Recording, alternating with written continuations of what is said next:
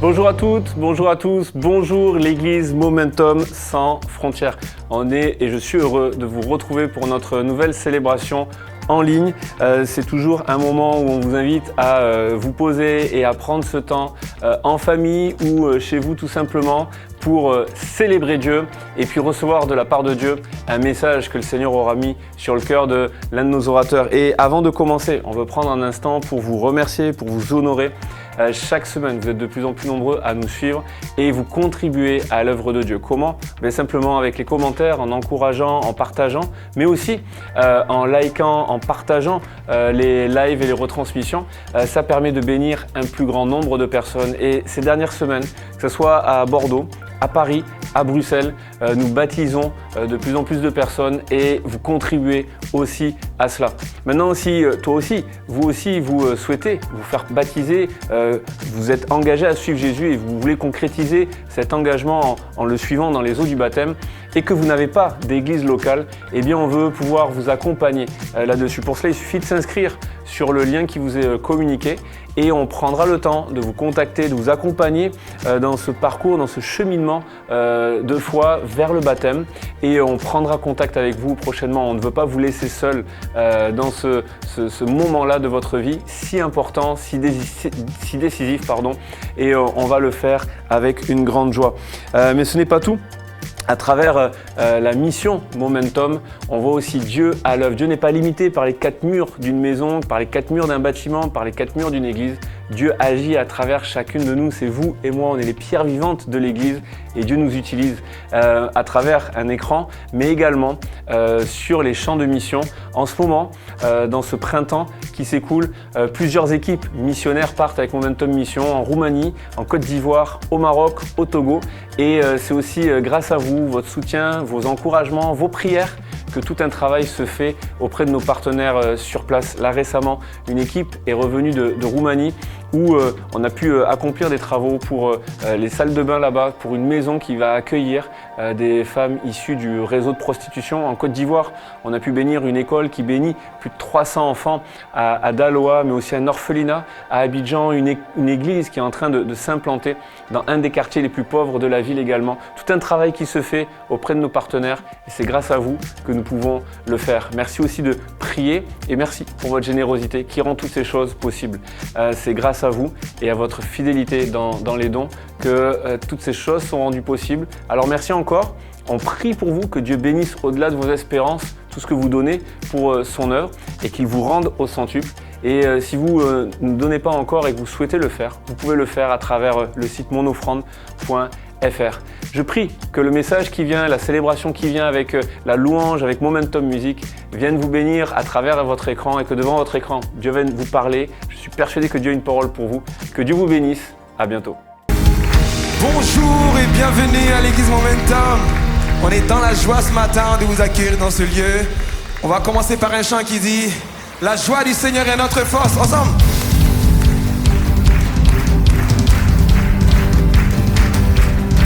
Le Seigneur Dieu a su restaurer ma vie. Son Esprit Saint est le feu qui me conduit.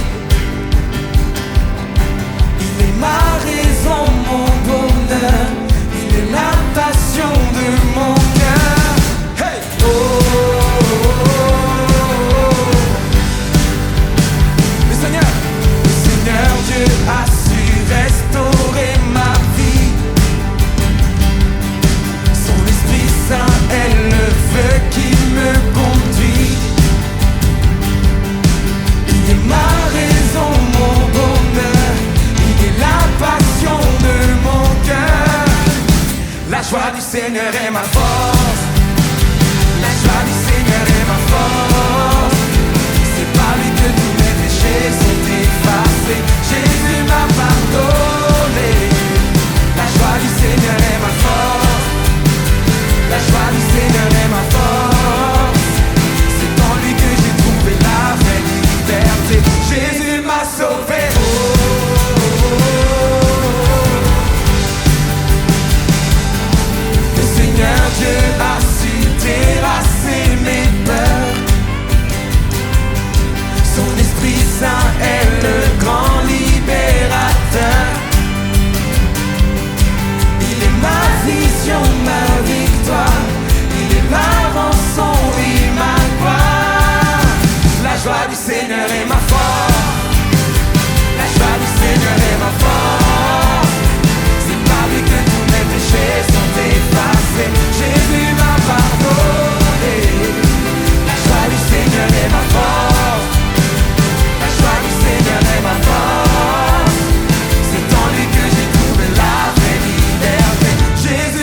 sauvé. Oh, oh, oh.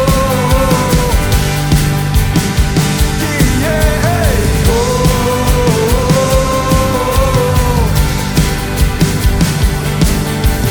je veux le célébrer, je veux le proclamer. Oui, Dieu m'a libéré. Je veux le célébrer, je veux le proclamer. Dieu m'a libéré. À vous, je veux le célébrer.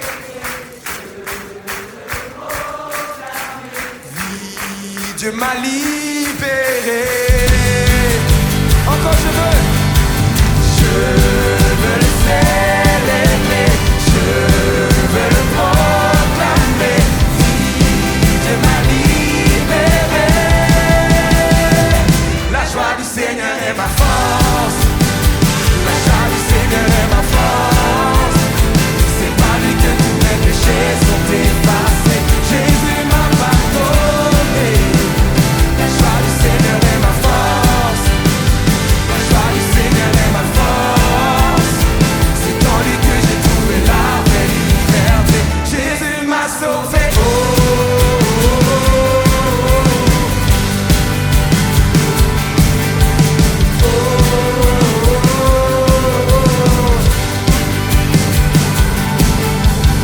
Est-ce qu'on peut acclamer Jésus pour sa présence? Hey. Amen.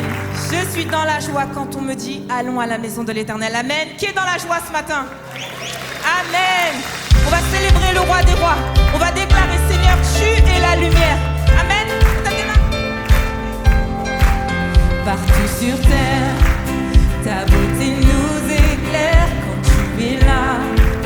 La nuit devient lumière, tu es le fleuve qui jaillit du désert et le chemin au milieu de la mer. Hey! Oh, oh, oh, oh. Chante-le partout. Partout sur terre, ta beauté nous éclaire quand tu es là.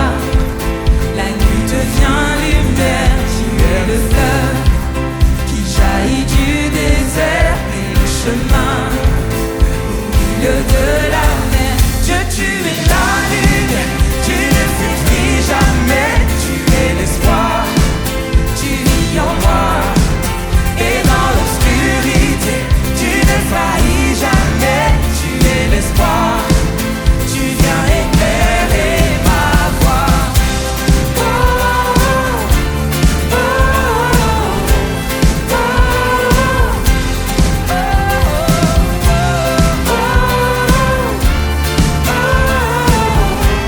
oh, la vérité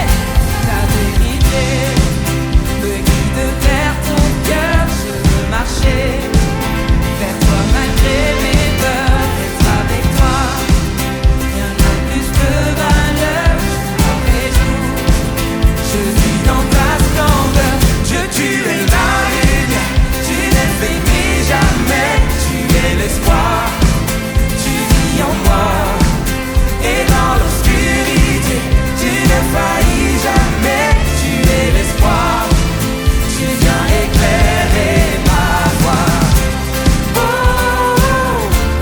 oh, oh, oh. Hey, hey. Oh,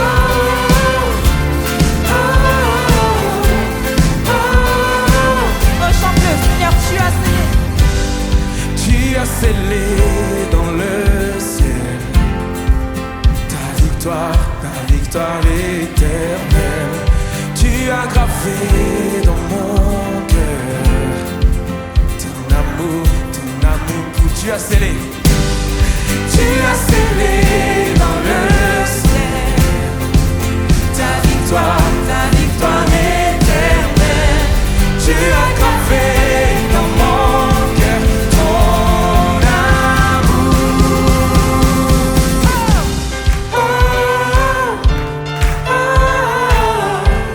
oh, oh.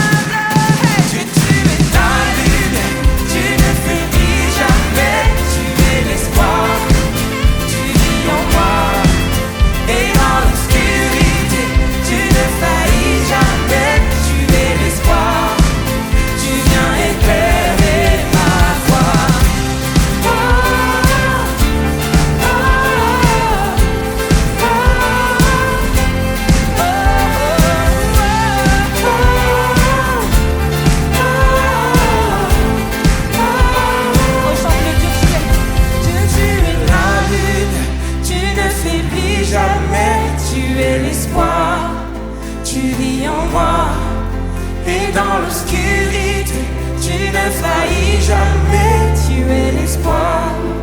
Tu viens éclairer, encore une fois déclare-le. Tu es la lune, tu ne faiblis jamais, tu es l'espoir. Tu vis en moi et dans l'obscurité, tu ne faillis jamais, tu es l'espoir. Tu viens éclairer ma voie. Oh oui Seigneur, tu viens éclairer ma voie. Jésus, toi la lumière du monde, Seigneur. Oh, pendant quelques instants, est-ce que tu peux adorer le roi des rois? Simplement élève la voix devant ton Dieu. Tu es merveilleux, Seigneur. Oh, tu es. Nous t'élevons, Seigneur. Oh, oh, oh. Merci Jésus. Merci Seigneur. Qui tu es, nous t'adorons. Oh oui, pour qui tu es, nous t'élevons dans ce lieu. Oh, oh. Oh, merci Jésus. Merci pour ta présence. Nous croyons que tu es là. Tu es la lumière du monde, cette lumière qui est venue pour éclairer nos voies. Seigneur, ce matin, nous voulons encore louer et adorer ton nom. La parole déclare que Dieu t'a souverainement élevé et t'a donné le nom au-dessus de tout nom. Jésus est ton nom, ce nom qui guérit, ce nom qui libère, ce nom qui sauve. Et c'est ce nom que nous voulons chanter encore et encore. Alléluia. Oh, chante-le, je pourrais chanter. Oui, je pourrais chanter ton nom sans fin. Jamais je ne m'en lasserai. Oui, Jésus, ton nom est toujours sur mes lèvres. Oui, plus doux chaque fois que je le célèbre. Et quand je pense à ton nom, et quand je pense à ton nom, oui, quand je pense à ton nom, je chante, tu es saint. Il n'est pas d'autre nom, il n'est pas d'autre nom, il n'est pas d'autre nom. Oh Jésus, tu es dit. Oh oui, toi l'ami. Oh toi l'ami, toujours à mes côtés. Jamais tu ne m'as délaissé. Jésus, ton nom est toujours sur mes lèvres. Oh, plus doux chaque fois que je le célèbre. Déclare-le. Et quand je pense à ton nom, et quand je pense à ton nom, oui, quand je pense à ton nom, je chante, tu es saint. Il n'est pas d'autre nom, il n'est pas d'autre nom, il n'est pas d'autre nom. Oh Jésus, tu es digne. Et quand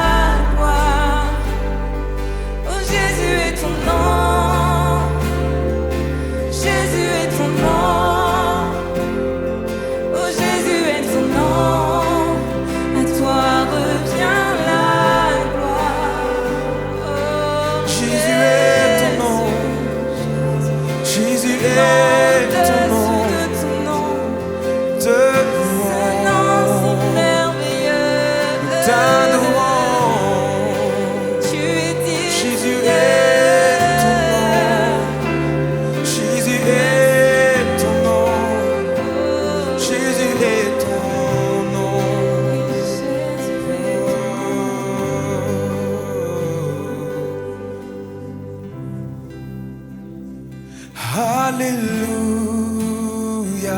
gloire à mon libérateur. Alléluia, la mort c'est dans sa faveur. Mes chaînes ont été brisées, en son nom je suis sauvé. Jésus-Christ, mon espérance. On le déclare encore ensemble avec les Alléluia, gloire à mon libérateur. Alléluia, la mort c'est dans sa faveur. Mes chaînes ont été brisées, en son nom je suis sauvé. Jésus-Christ, mon espérance.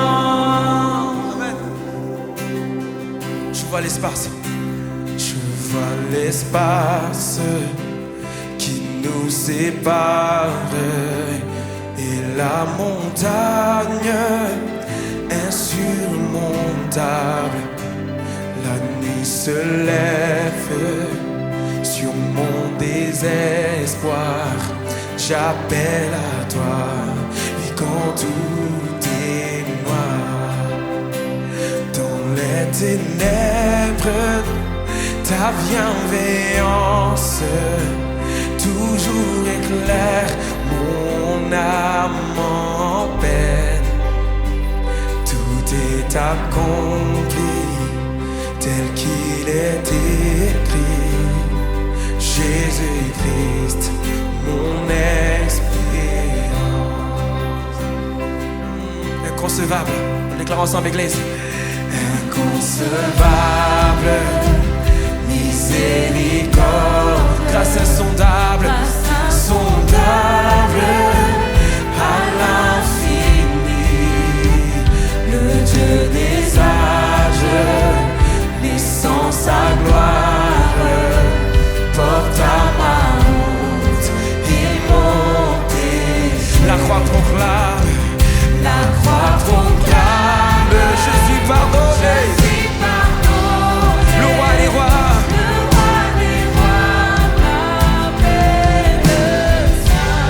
merveilleux, merveilleux sauveur, auquel j'appartiens. Son nom c'est Jésus, Jésus-Christ, mon espérance.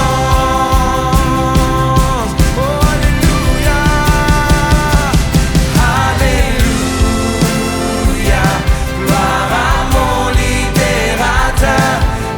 Alléluia, la mort c'est dans sa faveur.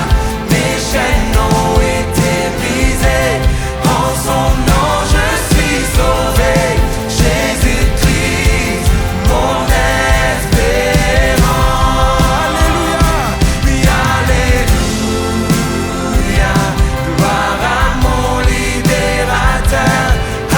Alléluia, la mort c'est dans sa faveur. Mes chaînes ont été brisées, en son nom je suis sauvé. Jésus-Christ, mon espérance. Alléluia. Puis vint le matin de la promesse, où son corps meurtri a repris vie. Dans le silence, sa voix retentit. Et il dit, la mort sur moi n'a pas de pouvoir. On le croit dans l'église. Puis vint le matin de la promesse, où son corps meurtri a repris vie. Dans le silence, sa voix retentit. La mort sur moi n'a pas de pouvoir. Jésus-Christ,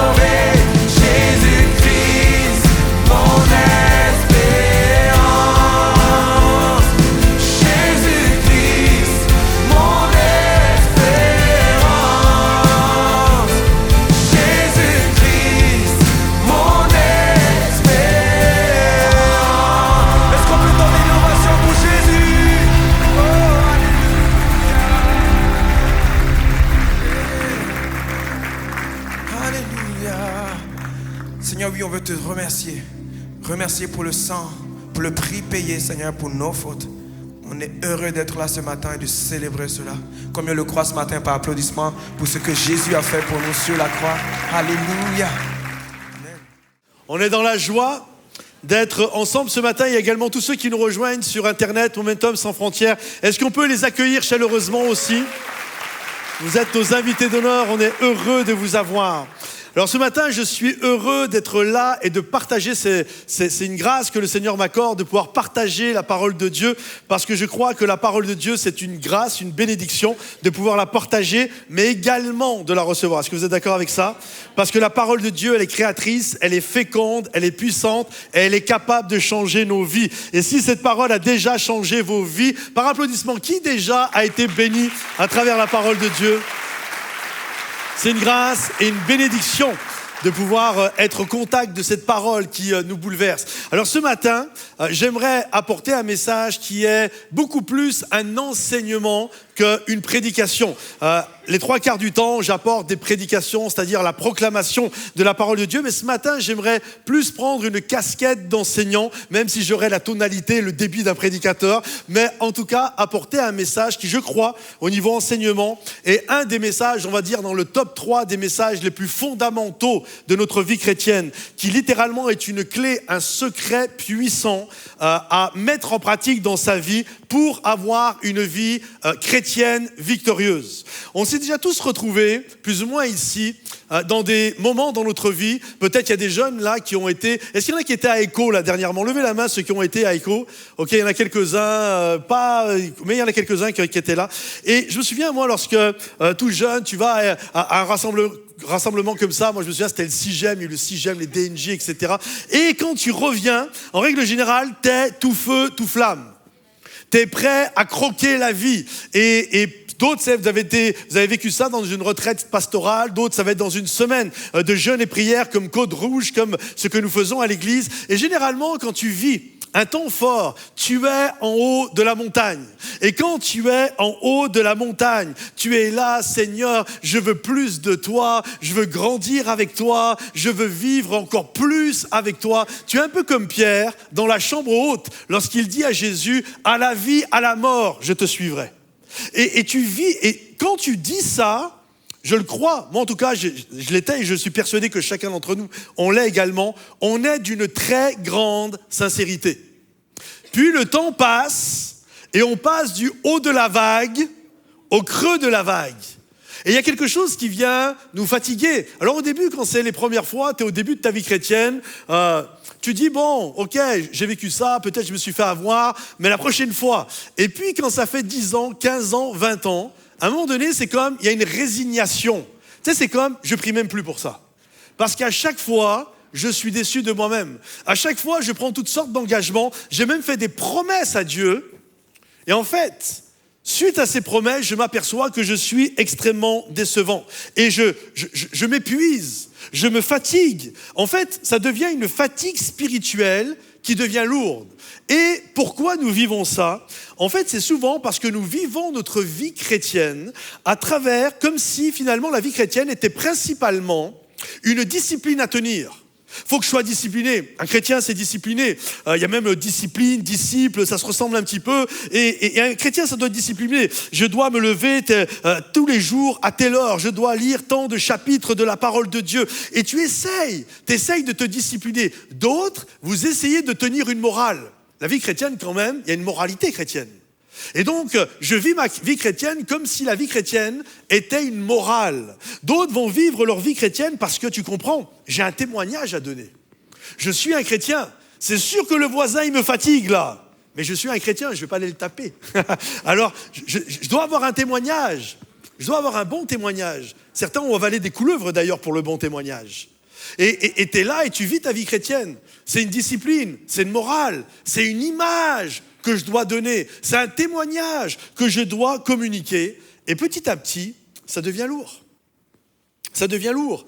Et petit à petit, les chrétiens que nous sommes arrivons à nous épuiser. On essaye de changer, mais réellement, on n'y arrive pas. On n'y arrive pas. Et on fait le même constat que l'apôtre Paul. Si ça peut nous encourager, Paul a vécu la même chose. On a tous vécu. Moi qui vous parle, là, je l'ai vécu 1001 fois dans ma vie. Tout ce que je vous partage, je l'ai vécu. C'est mon vécu également. Et on se retrouve avec le constat de l'apôtre Paul lorsqu'il va dire, en fait, le bien que je veux faire, je ne le fais pas. Et le mal que je ne veux pas faire, je le fais. Et il finit en disant, mais qui me délivrera de ce corps de mort? Et on voit que là, il y a une fatigue. Tu sais, j'essaye tellement de faire le bien. Et j'arrive pas à le faire. Et le mal que je veux pas, il me colle à la peau. En fait, j'aimerais vous dire, mes amis, le christianisme n'est pas une morale, n'est pas une discipline. Souvent, on le voit comme ça. Et on l'entend d'ailleurs. Moi, je me souviens, mon papa me disait que lorsque lui, à son époque, il allait à l'école commençait toujours avec un cours de morale au début. Puis c'était bien. Et alors, bien sûr, c'était l'école laïque, mais c'était quand même la morale chrétienne qui était communiquée. Alors, et d'autres, certains hommes politiques, vous les entendez, quand ils parlent de notre pays, ils parlent d'un pays qui a une culture judéo-chrétienne. Et donc, le christianisme devient une culture. Si vous discutez et vous regardez un petit peu à travers l'histoire, vous allez voir que les Grecs ont fait du christianisme une philosophie, la philosophie chrétienne. Vous regardez aux Romains, les Romains carrément, ils ont fait du christianisme un empire, l'empire chrétien. Et si vous regardez aux Américains, eux, ils en ont fait un business carrément. Et finalement, le christianisme, ça devient ça. C'est une morale, c'est une culture, c'est un empire, c'est une philosophie, mais c'est pas ça du tout le christianisme. En fait, le christianisme, j'ai noté, le christianisme à la racine, c'est quoi? C'est autre chose. C'est Dieu ne t'a pas seulement donné des vérités à croire ou une morale à suivre. Non, il t'a uni à une personne vivante et cette personne, c'est Jésus. C'est ça le christianisme. Le christianisme, c'est une union. Je suis uni à Jésus. Et tant que ça, mes amis, ce n'est pas clair, la vie chrétienne va devenir lourde. Elle sera lourde, elle sera moralisatrice et elle sera même parfois très culpabilisante. Et ça va être compliqué de vivre sa vie chrétienne en étant et en vivant dans cet état. Mais quand cette vérité, celle de c'est quoi le christianisme? Avant toute chose, c'est être uni à Jésus. Et quand cette vérité devient claire, alors tout change. J'ai intitulé le message qu'on va regarder, l'enseignement qu'on va regarder ce matin, « Pourquoi tant de chrétiens s'épuisent ?» Qu'est-ce qui fait qu'on arrive justement à cet état, alors que lorsque l'on sortait de certains moments que nous avons vécus avec Dieu, on était en haut de la vague. Qu'est-ce qui arrive qu'ensuite, on devient las, fatigué, on commence à culpabiliser. Premièrement, sans union, le christianisme devient un poids. Regardez ce que Jésus dit. Il dit, je suis le cep et vous êtes les sarments. Ça veut dire quoi? En d'autres termes, je suis le cep et vous êtes les sarments. Ça veut dire que Jésus, ici, j'ai pris un cep et j'ai pris un sarment. Ça veut dire que Jésus est le cep. Ça veut dire que c'est le tronc. Ok? Et nous sommes pas le tronc. Nous sommes le sarment. Et le sarment est nourri à travers la sève nourricière du cep qui va à l'intérieur du sarment et qui donne au sarment de porter du fruit. Et donc, le sarment, c'est une branche et le cep, c'est littéralement Jésus. Alors, uniquement pour ce matin, après, tu n'auras plus le droit de faire ça. Regarde ton voisin et dis-lui, salut vieille branche. Vas-y, salut vieille branche. C'est ça. Le cep ici, c'est une branche. Et souvent, le problème qu'il y a, c'est que, et c'est ça qui fait que nous sommes fatigués, écoutez bien, c'est ça qui fait que nous sommes fatigués et que l'on s'épuise, c'est que lorsque nous donnons notre vie à Jésus, on est connecté à Jésus, on reçoit l'Esprit de Dieu, on devient des enfants de Dieu. Et la grande erreur que nous avons tous commis et que certains ce matin commettent encore aujourd'hui, c'est que nous essayons de vivre notre vie chrétienne indépendamment du cep. On n'est plus collé au cep. Et donc le chrétien que nous sommes, le sarment que nous sommes, ça représente moi, ça représente toi. On est là dans notre vie, on marche et on essaye de produire toutes sortes d'efforts pour avoir la plus belle des apparences chrétiennes. Mais que l'on se comprenne bien, un sarment ne peut pas s'auto-féconder, un sarment ne peut pas s'auto-transformer, un sarment ne peut pas s'auto-changer. C'est impossible. Il peut essayer de produire tous les efforts du monde. Il va essayer, faut que je devienne un meilleur chrétien, faut que je devienne un meilleur mari, faut que je prie plus, faut que je sois plus saint, faut que je sois... En fait, il a beau essayer ce que je fais, ce que j'ai fait, ce que tu as fait. T'as beau essayer de faire tous les efforts du monde, tu n'y arriveras pas. C'est impossible. Parce que le sarment pour porter du fruit, il y a une chose fondamentale et primordiale, il doit être uni littéralement au cep. Et c'est le cep, par la sève nourricière, qui va venir à l'intérieur du sarment. Et là, lorsque le sarment, c'est ce que la Bible dit, je suis le cep, vous êtes les sarments, et celui qui demeure en moi porte du fruit. Ça veut dire que le sarment lui-même, écoutez bien, ne peut pas produire du fruit. C'est impossible à un sarment de produire du fruit. En fait, un sarment porte littéralement, en fait, en demeurant sur le cep, il va porter le fruit. Mais il ne peut pas produire le fruit. Il va simplement produire, et souvent, il va simplement porter, excusez-moi. Et souvent, l'erreur que nous faisons en tant que chrétiens, et on l'a tous fait, moi aussi, on va parler de l'être et du faire. Ça, c'est quelque chose que, des moments dans les grands débats philosophiques des chrétiens, on est là, mais oui, mais on fait, mais d'abord, est-ce qu'on est? Ça, c'est les grands mots, quoi. Hein. J'aimerais vous dire, la Bible ne parle pas de être et faire. Enlevez ces deux mots-là, enlevez-les de votre tête. En fait, la Bible parle de demeurer. C'est ça le grand mot, c'est demeurer. Parce que quand tu demeures, tu es et tu portes. Amen. Instinctivement, c'est automatique. Le sarment qui est collé au cep demeure, il va être et il va produire au-delà de lui, sans même faire des efforts. Ça va être naturel. Le fruit va sortir littéralement. J'ai noté, quand l'union avec Christ n'est pas claire, la vie chrétienne devient un chantier d'efforts sans source. Je fais des efforts, et c'est pour ça que beaucoup d'entre nous, on s'épuise. Et on se retrouve fatigué, parce qu'en fait, on veut le fruit, mais sans être collé au cep qui nous envoie la sève pour porter le fruit. Tu veux la paix sans être en union avec le prince de la paix. Donc ta paix sera toujours circonstancielle. Mais celui qui demeure en Christ, qui demeure attaché, lié au prince de la paix, il va être en paix quoi qu'il se passe. Parce que sa paix ne dépend plus des circonstances, elle dépend de son union avec le prince de la paix. Tu veux la victoire, on veut tous la victoire dans ce lieu, sans demeurer dans celui qui a déjà vaincu. Et c'est là quand on ne fait pas ça, c'est là qu'une chose étrange arrive, c'est quelque chose de fou, et vraiment on a appris à développer ça dans le monde chrétien, c'est qu'on a appris tout simplement à être et à développer un christianisme de décoration. C'est quoi le christianisme de décoration? C'est qu'on a appris avec le temps. On sait qu'un chrétien, c'est-à-dire un sarment, toi et moi, on sait qu'il doit porter du fruit. Et le problème, c'est que quand on n'est plus attaché, on ne porte plus de fruits. Donc, on veut quand même montrer aux gens qu'on est des bons chrétiens. Alors, on prend des fruits en plastique, comme là, j'ai fait, et on va se décorer. Les chrétiens, on est très forts pour se décorer. C'est pour ça que Jésus parle beaucoup d'hypocrisie. L'hypocrisie, ça ne veut pas dire spécialement parler derrière le dos de quelqu'un.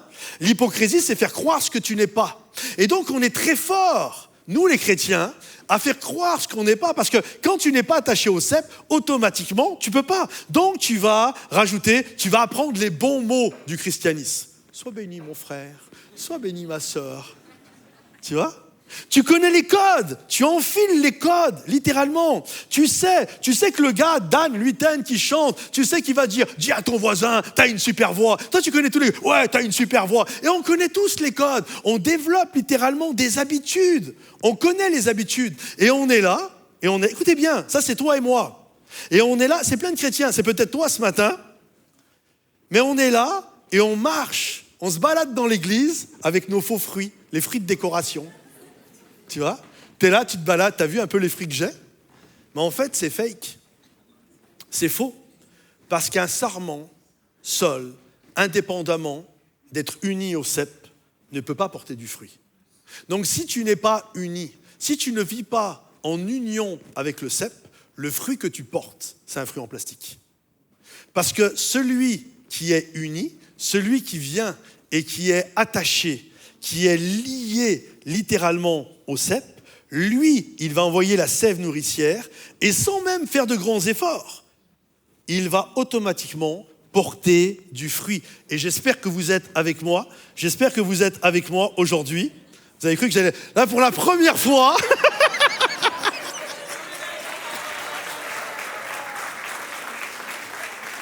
Vous avez cru que j'allais le faire tomber, hein? Est-ce que vous avez remarqué qu'il allait tomber alors que je ne le portais pas comme ça, que je le tenais comme ça? C'est ça qui est fou. Mais j'espère que vous êtes avec moi ce matin. Nous ne voulons pas être des chrétiens qui portons des fruits décoratifs, mais nous voulons être unis au cep et porter un fruit réel pour la gloire de Dieu, et que ceux qui le croient, dites Amen, s'il vous plaît. Deuxièmement, lorsque nous sommes unis en Christ, alors en Christ, tu reçois une nouvelle identité. Regardez ce que Paul va dire dans Galates au chapitre 2. J'ai été crucifié avec Christ, et si je vis, ce n'est plus moi qui vis, c'est Christ qui vit en moi. Dites avec moi, c'est Christ qui vit en moi. Dans Colossiens, il est dit ceci: vous êtes morts et votre vie désormais est cachée en Christ. En fait, tu es caché en Christ. Et en fait, ces versets sont énormes. Ces versets sont extraordinaires. Ça nous parle justement de notre unité. Je suis mort avec Christ, c'est plus moi qui vis, c'est Christ. C'est la vie de Christ qui passe dans ma vie. Moi, je suis le sarment et c'est sa vie qui est en moi. C'est pour ça que Jean-Baptiste disait, il faut qu'il croisse et que je diminue. Plus je suis connecté à lui et plus sa vie est en moi. Ce n'est plus moi qui vis, c'est Christ qui vit en moi. Paul ne dit pas, absolument pas, il ne dit pas, essaye de vivre mieux. Fais des efforts. Il ne dit pas, essaye d'être encore un meilleur chrétien. Non. En fait, Paul dit, ce n'est plus moi qui vis. C'est Christ qui vit en moi.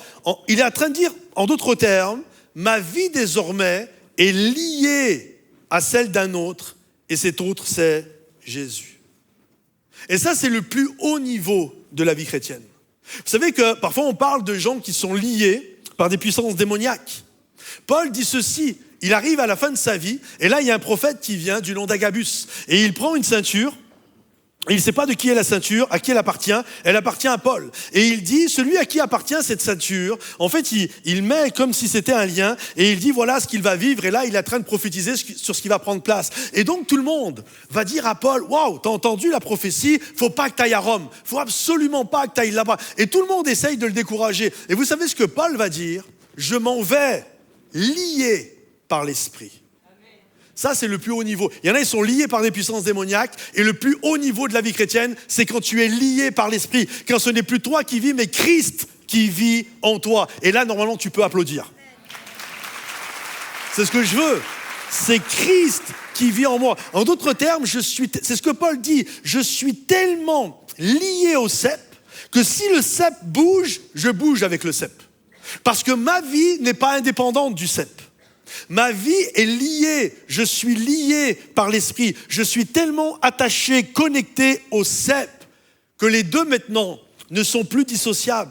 Parce que le croyant n'est pas simplement quelqu'un qui est appelé à admirer Christ. Parfois on est bon, nous les chrétiens, pour être dans la contemplation, dans l'admiration. Et c'est bien d'admirer Christ. Mais je crois que le chrétien, le croyant, c'est avant toute chose quelqu'un qui est uni à Christ.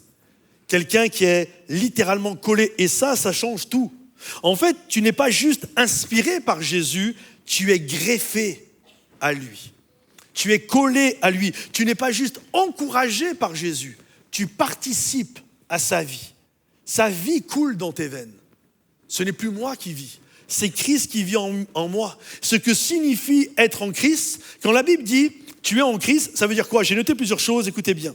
Ça veut dire, premièrement, ça veut dire sa mort, la mort de Christ, compte comme ta mort. En fait, quand il est mort, tu es mort. Ton passé est passé. Tu as reçu une nouvelle identité. C'est pour ça qu'il y a tout le symbole dans le baptême. Lorsque nous plongeons quelqu'un par immersion, nous le faisons rentrer dans l'eau. Le baptistère est ici, pour tous ceux qui ont assisté à des baptêmes, les gens rentrent entièrement dans l'eau. C'est un symbole. Ça symbolise que ton ancienne vie a été ensevelie. Tu es mort avec Christ. Les choses anciennes sont passées. Mais lorsque tu reviens en nouveauté de vie, tu es une nouvelle créature. Les choses anciennes sont passées et toutes choses deviennent nouvelles. C'est ça que ça veut dire. Ça veut dire que sa résurrection t'ouvre une vie nouvelle. Toutes choses deviennent nouvelles. Ça veut dire également, j'aime tellement cette pensée, ça veut dire également que sa justice devient ton vêtement. Amen. Ça c'est beau, hein? La justice de Jésus ça devient mon vêtement. Je ne sais pas comment t'es habillé ce matin, tu es peut-être avec une marque ou sans marque ou Chanel ou je ne sais quoi, mais j'aimerais te dire, même les plus grandes marques de ce monde n'ont rien à voir avec les vêtements de justice de Jésus. Aujourd'hui, tu es habillé du vêtement de sa justice et Jésus vit en toi. Quand j'étais enfant, il y avait un vieux cantique qu'on chantait à l'église qui disait « Je suis revêtu du vêtement ». Vous connaissez ce chant ? C'est une catastrophe si moi je chante. Vous allez tous partir. Alors j'ai demandé à Dan de venir. Dan, est-ce que tu peux venir ? Et j'aimerais, ce chant dit ceci, écoutez bien. « Je suis revêtu du vêtement de sa justice et Jésus vit en moi. Je suis revêtu du précieux sang du Seigneur Jésus et il vit en moi. » Quand il me regarde, quand le Père me regarde, il ne voit plus qui j'étais, mais il voit Jésus. Il voit ma nouvelle identité et que ceux qui le croient, dites Amen et acclamez bien fort. Est-ce qu'on peut, juste un instant, j'aimerais qu'on apprenne, qui connaît ce chant, Je suis revêtu ? Il y en a quelques-uns, pas grand monde, ceux qui sont vous avez compris ? Mais j'aimerais, il est tellement beau. Quand j'essayais de chercher un cantique qui symbolisait mon message, je n'ai pas trouvé mieux que ça. Et j'aimerais qu'on puisse le chanter, que ceux qui le connaissent chanter, et Dan va nous l'apprendre, et qu'on puisse le chanter comme une déclaration. Je suis revêtu.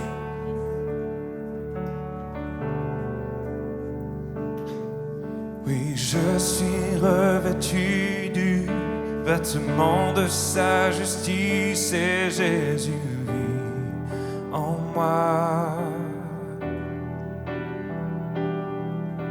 Je suis revêtu du précieux sang du Seigneur Jésus et il vit en moi. Et quel bonheur de savoir combien je suis aimé aux cieux et que Dieu me donne un sauveur. Et quand il me regarde, il ne voit plus ce que j'étais, mais il voit Jésus. On le rechante. Je suis revêtu du vêtement de sa justice et Jésus vit en moi. Je suis revêtu du précieux sang du Seigneur Jésus et il vit en moi. Oh, quel bonheur de savoir combien je suis aimé aux cieux et que Dieu me donne un sauveur.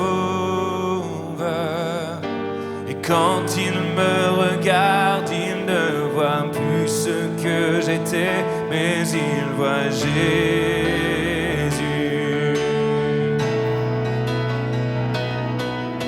Et je suis revêtu du vêtement de sa justice et Jésus vit en moi.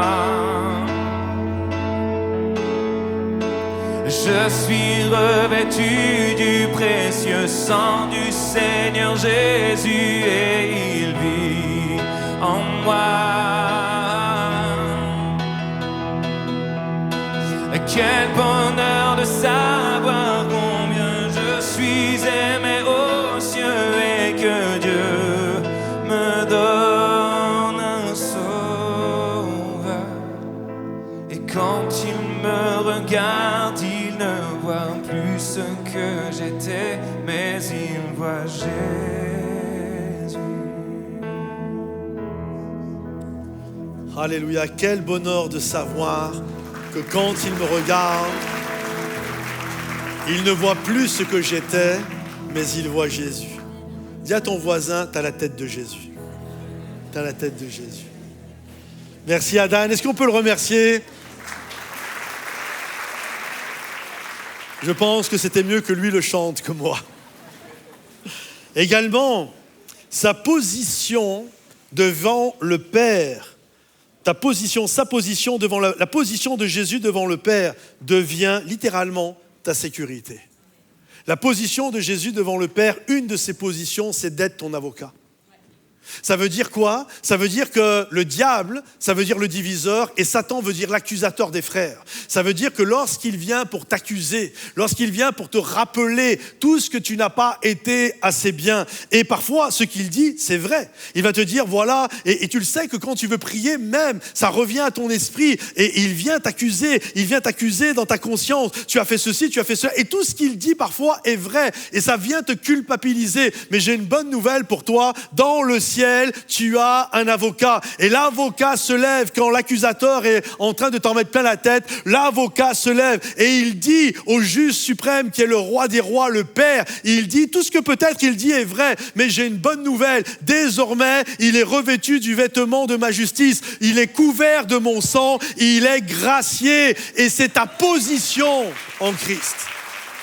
Quand tu pries maintenant à partir de la position de Jésus dans le ciel. C'est mon identité. Ça veut dire également que sa victoire devient le terrain de ton combat. Nous, souvent, quand nous combattons, on combat à partir de là où nous sommes. Or, la pensée est la suivante. Mais non, tu ne combats plus à partir de là où tu es. Tu combats à partir de la victoire de Jésus. Et j'ai une bonne nouvelle pour vous, vous le savez, j'ai déjà dit plusieurs fois, j'ai lu la Bible jusqu'à la fin, et à la fin, c'est nous qu'on gagne. Tu combats à partir de la victoire de Jésus. Et ça n'a plus rien à voir. Je ne suis pas en train de combattre à partir de ma défaite. Je suis en train de combattre à partir de sa victoire à lui. Et quand je suis uni à lui, alors sa sève est là. Et je remporte la victoire. Sa filiation devient la source de ton adoption. Romains chapitre 8, il nous est dit, on a reçu l'esprit d'adoption. On a été adopté par le Père Céleste et désormais, nous pouvons dire Abba, ce qui signifie Père. Nous sommes des enfants de Dieu. Tu n'es plus un étranger, tu fais partie de la famille de Dieu et ça, c'est quelque chose de puissant. C'est ton identité, mon ami. C'est ton identité. Mon identité, c'est pas qui j'étais. Mon identité, c'est qui je suis en train de devenir avec lui. Et regardez ce qu'il est dit dans Éphésiens chapitre 1. Paul répète sans cesse, en Christ, en lui, dans le bien-aimé. Pourquoi? Parce qu'il veut que les croyants comprennent que tout vient de là. Tout vient du moment où tu es connecté. Le sarment est connecté au cep. Tout vient de là. Et en lui, en Jésus, en Christ, nous avons tout pleinement. Et quand le diable essaye de m'accuser, alors on peut dire avec l'apôtre Paul, il n'y a plus aucune condamnation pour ceux qui sont en Jésus. En, ça veut dire être logé à l'intérieur. Quand je suis uni, logé à l'intérieur du cep, il n'y a plus, même si c'est vrai que j'ai fait 1001 bêtises dans ma vie, 1001 péchés, mais il n'y a plus aucune condamnation. J'ai reçu la grâce de Dieu. Et tous ceux qui le croient, vous avez le droit de faire un tonnerre d'applaudissements. Tous ceux qui n'ont plus aucune condamnation. Et Paul même va dire, tu peux prendre toutes les extrêmes, les hauteurs, les profondeurs, les anges et les démons. Et là, il fait toute une liste de toutes les extrêmes de la terre. Et il finit en disant, qui pourra nous séparer de l'amour de Dieu manifesté en Jésus? Personne, mes amis. Personne. Parce que nous sommes en lui. Et quand tu es en lui, personne ne peut venir t'arracher. C'est ça ton identité. Ton identité chrétienne vient du fait de ton union avec Jésus. Et non pas parce que tu es parfait. Nous, on croit que, regarde un peu la belle morale que j'ai. T'as vu le bon témoignage que j'ai? C'est ça qui montre que je suis vraiment un enfant de Dieu. Écoutez, les pharisiens jeûnaient 2 fois par semaine. Ils donnaient la dîme de tout. C'était des super membres. Et pourtant, Jésus dit, vous êtes des hypocrites. C'est-à-dire que vous êtes juste des sarments tout seuls, là. Il n'y a aucune unité avec Dieu. Mais ce qui fait ton identité n'est pas ta perfection. C'est d'être lié au cep. Ce qui fait de nous, des enfants de Dieu, ce n'est pas les bons points que tu as eus à l'école. C'est ton unité avec le Christ. Et beaucoup de gens cherchent leur identité à travers leur histoire, à travers les rejets, les blessures que j'ai eues, ou à travers les dons et les talents que j'ai. Pire, il y en a, ils recherchent leur identité à travers le regard des autres. avec le regard des autres. C'est comme ça. Regarde, t'as vu un petit peu qui je suis, t'as vu? Et on cherche ces choses-là dans ces succès. On cherche, ou parfois les blessures qu'on a eues. Non, notre identité ne vient pas de ces choses-là. Tout d'abord, ton identité est définie parce que tu es uni avec Christ. C'est ça. L'union avec Christ ne nie pas littéralement ton histoire. Mais tu dois comprendre que la vérité la plus profonde n'est pas simplement dans ton ancienne histoire. Elle est désormais en Christ. Troisièmement, en Christ, tu ne luttes plus comme avant. S'il y a un chapitre que vous devez étudier pour comprendre la grâce et la nouvelle naissance et de ce qu'on est devenu, vraiment, je vous encourage, tous les chrétiens ici, faites une étude du livre de Paul aux Romains. Tout le chapitre aux Romains nous parle de ce que je suis en train de vous parler ce matin. Nous parle de notre identité en Christ, nous parle de, littéralement, la doctrine de la grâce. Et il y a un passage dans Romains chapitre 6 qui est capital. Paul dit en substance, je vous ai résumé tout un chapitre, nous avons été unis à lui dans sa mort et nous avons été unis à lui dans sa résurrection. En d'autres termes, Paul ne commence pas en disant « essayez d'être davantage des meilleurs chrétiens ». Non, il commence en disant « premièrement, sachez qui vous êtes en Christ ».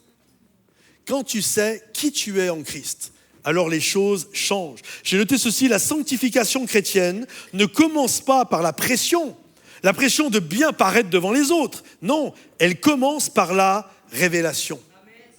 La révélation que je suis un enfant de Dieu. Et à partir du moment où je suis un enfant de Dieu, alors ma vie et ma compréhension des choses changent. Je ne lutte plus comme un esclave qui essaye de se libérer de son ancienne manière de vivre. C'est pour ça que Paul le dit aussi dans le livre des Romains, le bien que je veux faire, je ne le fais pas, le mal que je ne veux pas faire, je le fais. Qui me délivrera? Et c'est là dans tout le passage de Romains où il explique que c'est en étant en Christ. Ça ne commence pas en te mettant plus de pression à vouloir être un meilleur chrétien, ça ne marche pas. Tu vas être déçu de toi. Non. C'est en ayant une révélation que je suis un enfant de Dieu. Que quand j'ai donné ma vie à Jésus, j'ai changé de maître, j'ai changé de royaume. J'appartenais à l'ennemi, mais désormais, j'appartiens à Jésus. J'ai changé de royaume, j'ai changé de source, j'ai changé de territoire. C'est quoi la sanctification? Écoutez bien, parce que souvent on ne comprend pas. La sanctification, c'est apprendre à vivre en ressemblant de plus en plus à Jésus. Et ça, je peux le faire qu'en étant collé à lui. La sanctification, c'est pas quelqu'un qui sort une baguette magique, qui te tape sur la tête, abracadabra, et d'un seul coup, tu deviens super sainteté. Ça marche pas comme ça. En fait, à partir où tu donnes ta vie à Jésus, c'est quoi la sanctification? C'est une marche de maturité. C'est-à-dire que je reçois la vie de Jésus, je reste collé à lui, et jour après jour, je marche, je règle avec lui. Il faut qu'il croisse et que je diminue, et je grandis avec lui. C'est ça la sanctification. Nous, des moments, on croit que c'est magique, c'est d'un coup. Et donc, on est déçus de nous. Non, c'est apprendre quotidiennement à ressembler de plus en plus à Jésus. Je me souviens quand j'étais tout jeune chrétien, même pas encore baptisé, ça faisait 2-3 mois que j'avais donné ma vie à Jésus, et je fumais encore. Ok, et je fumais quasiment 2 paquets de clopes par jour, et là je fumais. Et je me souviens un jour, avant d'aller au culte, j'avais envie de fumer une cigarette. Puis je me suis dit, j'ai quand même pas fumé devant l'église, de témoignages, etc. Donc j'ai garé ma voiture à 300-400 mètres, 500 mètres, je me souviens plus de l'église. Et j'étais là, et j'étais en train de fumer ma cigarette devant la voiture. Et là il y avait une chrétienne, une personne de l'église, une dame âgée de l'église qui passe comme ça, et là elle me voit. Elle me voit en train de fumer ma cigarette. Et là elle me regarde, elle me dit, tu fumes une cigarette, et puis après tu vas aller louer Jésus, toi. Ouh, elle m'a tué, elle. Mais vous comprenez? En fait, laisse-moi le temps de grandir. C'est ça la sanctification. J'ai pas eu un coup de baguette magique dans ma tête qui fait que du jour au lendemain, je suis parfait. Encore aujourd'hui, je ne le suis pas. Donc imagine au début de ma vie chrétienne.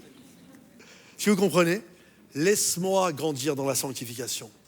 J'ai réglé des choses à cette époque-là et j'en règle encore aujourd'hui. Et je suis persuadé, si vous n'êtes pas hypocrite, vous dites la même chose que moi. Je suis encore en train de régler des choses pour ressembler davantage à Jésus. C'est ça, la marche dans la maturité. C'est ça, mes amis, la sanctification.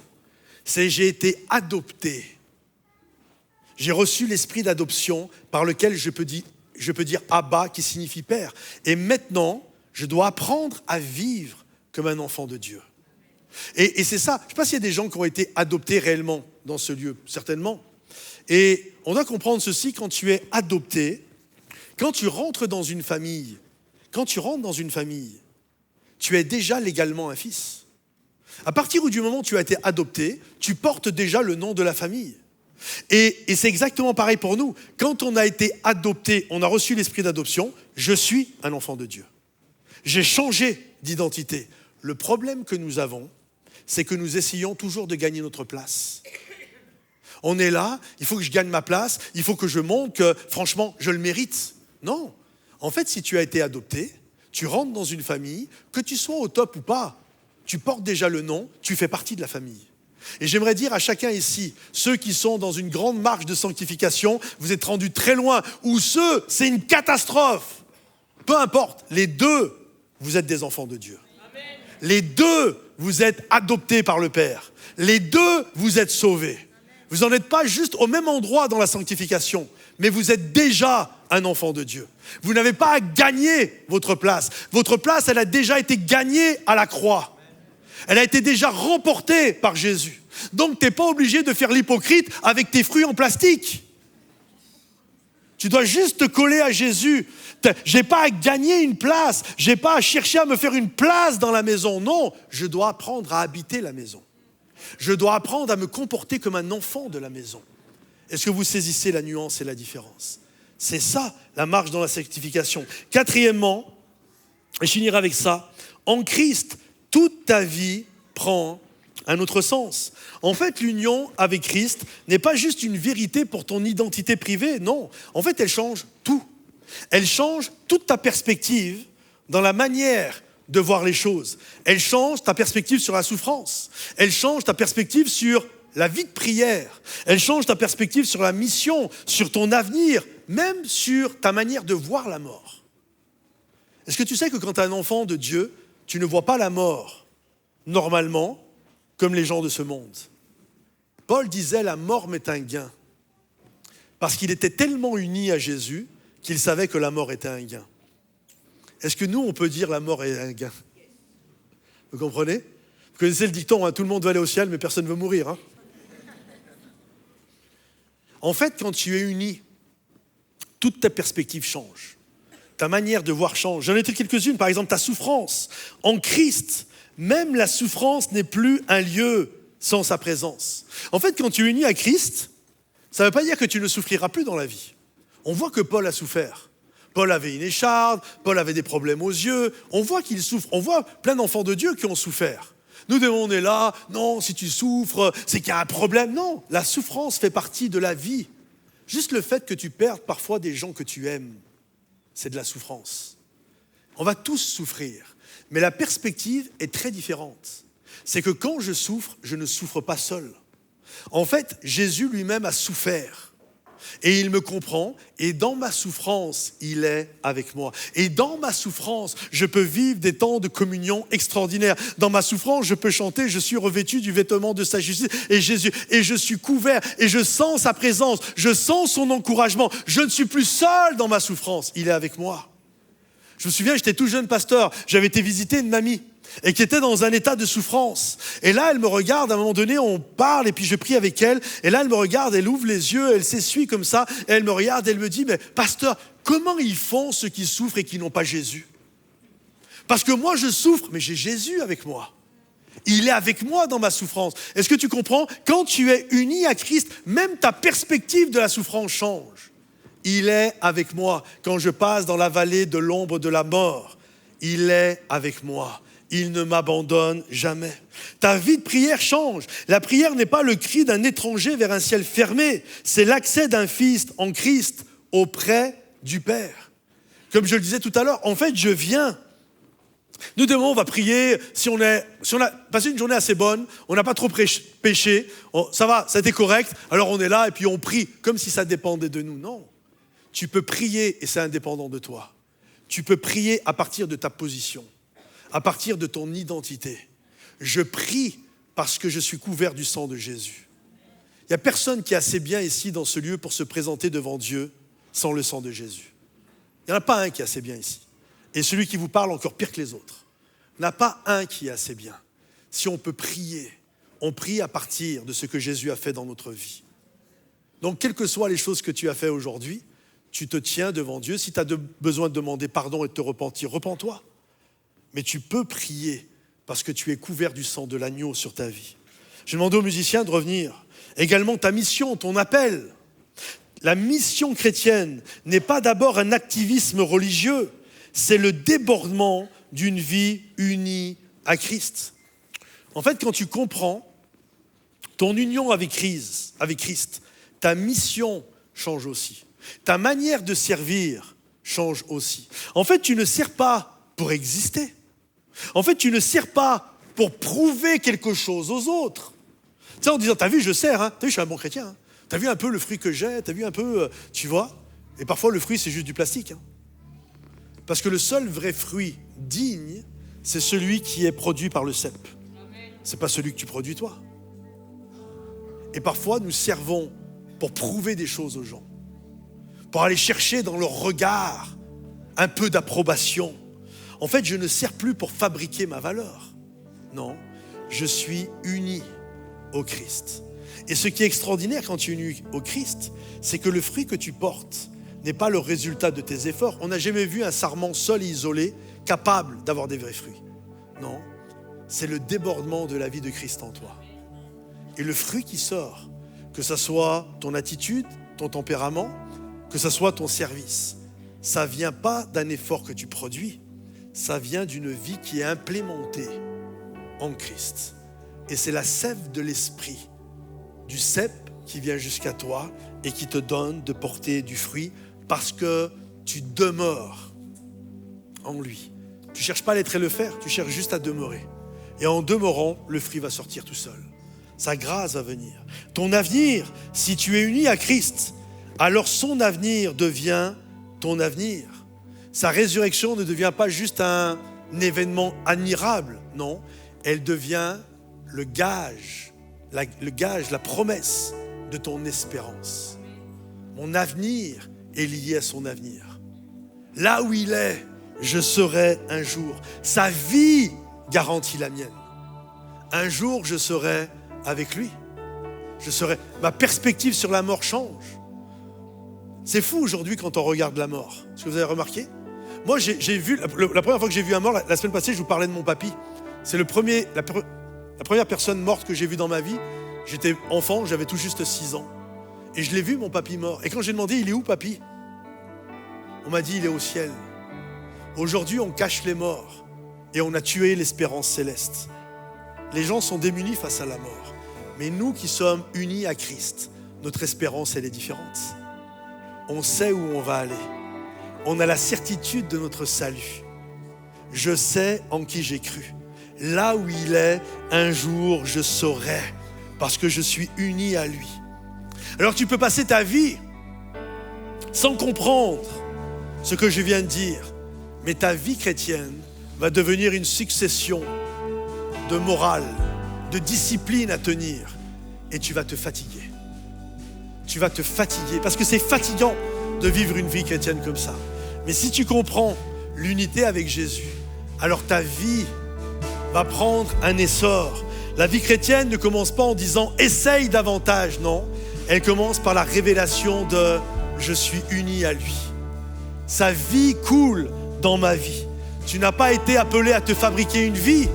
Tu as été appelé à te coller à Jésus et à dire « il faut qu'il croisse et que je diminue ». J'ai noté ceci, et c'est la dernière que j'aimerais vous dire. Le christianisme n'est pas d'abord un effort vers Christ.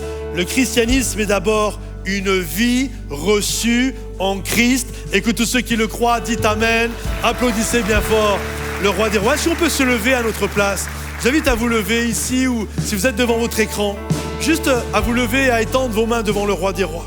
Et j'aimerais qu'on reprenne ce chant qui dit « Je suis revêtu du vêtement de sa justice ». Et on va le chanter comme une prière, comme une déclaration de notre identité.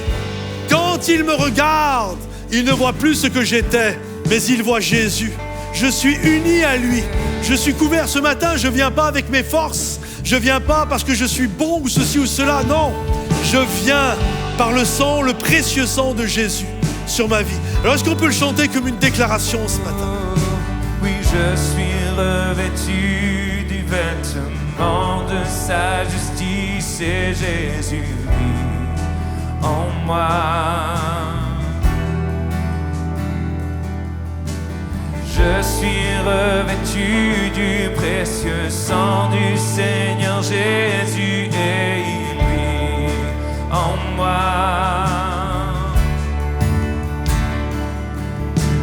Quel bonheur de savoir combien je suis aimé aux cieux et que Dieu me donne un sauveur. Quand il me regarde, il ne voit plus ce que j'étais, mais il voit Jésus. On le rechante ensemble. Et je suis revêtu du vêtement de sa justice et Jésus vit en moi.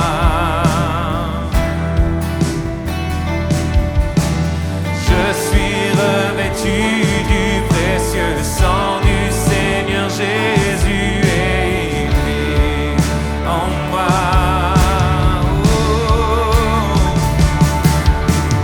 Quel bonheur de savoir combien je suis aimé aux cieux et que Dieu me donne un sauveur. Et quand il me regarde, il ne voit plus ce que j'étais, mais il voit Jésus.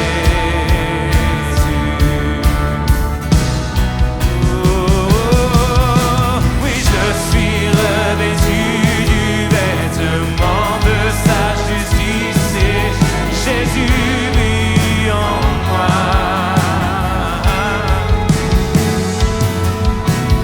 Je suis revêtu du précieux sang du Seigneur Jésus et il vit en moi. Oh, quel bonheur de savoir combien je suis aimé aux cieux et que Dieu me donne un sauveur. Et quand il me regarde, il ne voit plus ce que j'étais, mais il voit Jésus. Alléluia. J'aimerais prier. J'aimerais que tout ensemble, assemblés, nous puissions répéter cette prière d'une même âme, d'un même corps. Seigneur Jésus, je viens devant toi parce que je réalise que la véritable vie, c'est d'être uni à toi. Pardon pour toutes les fois où j'ai essayé sans toi. Aujourd'hui, je désire que ta vie coule dans ma vie. Je suis ton enfant. Je n'ai rien à prouver, mais je dois prendre ma place de fils et de fille. Je dois habiter la place dans ta maison, dans le nom de Jésus. Et que tous ceux qui le croient disent Amen et applaudissez bien fort le roi des rois. J'espère vraiment que ce moment vous a béni, que ce soit le temps de louange avec Momentum Music, la célébration, le message qui a été communiqué. Et je prie que cette fin de célébration ne soit pas la fin de ce moment, mais que par l'Esprit de Dieu, Dieu puisse continuer son travail dans votre cœur durant toute cette semaine, dans vos relations et dans votre quotidien. Parce que la marche avec Dieu, c'est un cheminement, c'est une marche pas juste aujourd'hui, pas juste ce moment, mais toute notre vie et durant tout notre quotidien. Si vous avez pris la décision de suivre Jésus récemment ou à travers cette célébration, alors je veux vous le dire, vous avez pris la plus belle décision de votre vie et on veut vous accompagner avec cela si vous souhaitez vous faire baptiser. Et encore une fois, que vous n'avez pas d'église locale, inscrivez-vous et puis on va prendre contact avec vous, on va vous accompagner dans ce cheminement de foi. Et puis également, si vous avez besoin d'accompagnement, vous pouvez rejoindre des groupes, des temps de prière en allant tout simplement sur le site Momentum Sans Frontières. Puisque la foi, ce n'est pas un moment, c'est un chemin et vous n'êtes pas fait pour le vivre seul. Nous sommes une église, nous sommes une famille et nous voulons prendre le temps, être intentionnels pour vous accompagner dans votre foi. Alors merci d'avoir été avec nous aujourd'hui. On est tellement reconnaissants de vivre ces moments ensemble. Que Dieu vous bénisse. À bientôt.